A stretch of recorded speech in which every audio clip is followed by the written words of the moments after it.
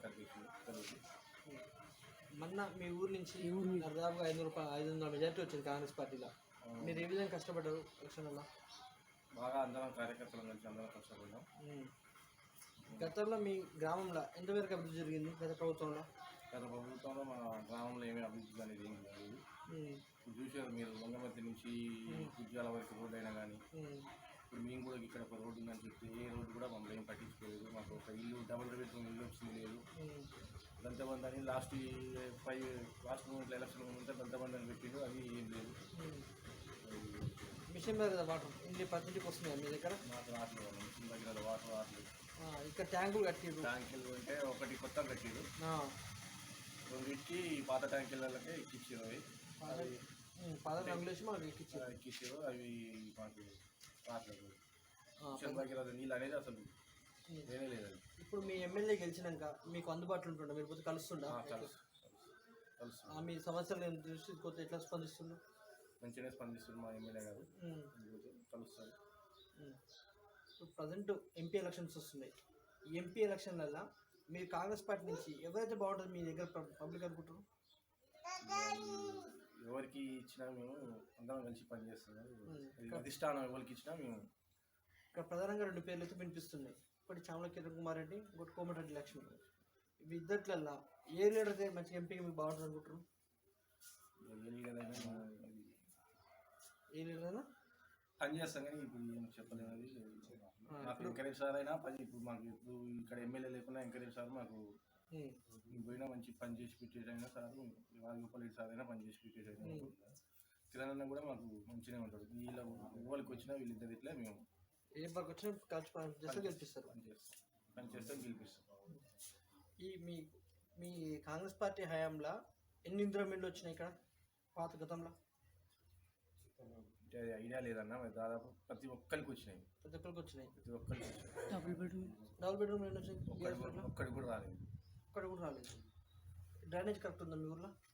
అంటే కొన్ని కరెక్ట్ ఉన్నాయి, కొన్ని లేదు. ఈ మా ఇంటి ఒకటే ఉంది డ్రైనేజ్, అదే కరెక్ట్ లేదు అసలు.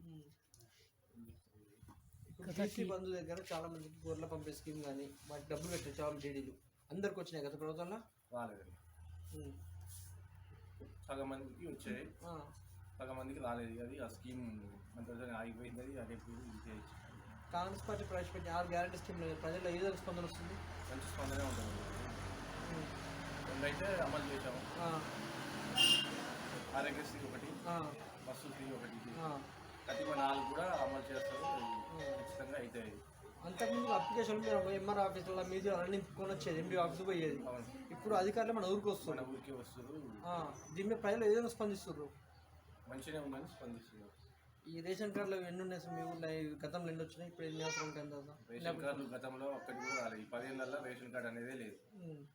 ఇప్పుడు రాబోయే సర్పంచ్ ఎలక్షన్లలో మీరు ఏ విధంగా ప్రజలకు ఏం చెప్తారు?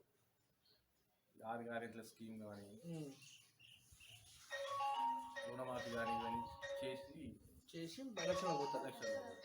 అది మీ మాజీ ఎమ్మెల్యే గాలి చూడడం కారణం ఏంటంటే ప్రధాన కారణం ఏంటి? ఇసుకే మాఫియా. మా చిత్తలూరు నుంచే రోజు 100 ట్రాక్టర్లు పోయాయి.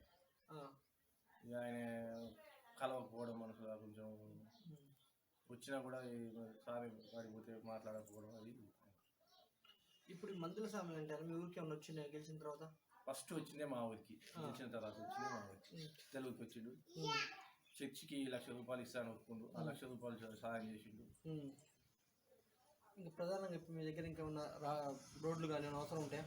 ఉన్నాయి. సార్కి ఆల్రెడీ చెప్పినాం మేము. రోడ్లు మా ఊరికి వచ్చినాడు, రాసిచ్చినాడు. ఏం చెప్పారు? ఏమేమి హామీలు ఇచ్చిండు. ఇంకా చేస్తారు ఈ రోడ్డు, ఈ ఊటుకు దాకా రోడ్డు ఉంది, అది పోపిస్తాడు. ఈ గుజ్జాల నుంచి ఆల్రెడీ ఈ రోడ్డు అయ్యింది చెప్పిండు శాంక్షన్. ఏ పనైనా చేస్తాను. ఇంకా ప్రధానంగా మీ ఊళ్ళో సమస్యలు ఏంటిది? మెయిన్ మేజర్ సమస్య మీ ఊళ్ళో రేషన్ కార్డులో ఒకటి సమస్య ఉంది మా ఊళ్ళో. కొంతమందికి లేవు రేషన్ కార్డులు అనేది లేవు చాలా మందికి.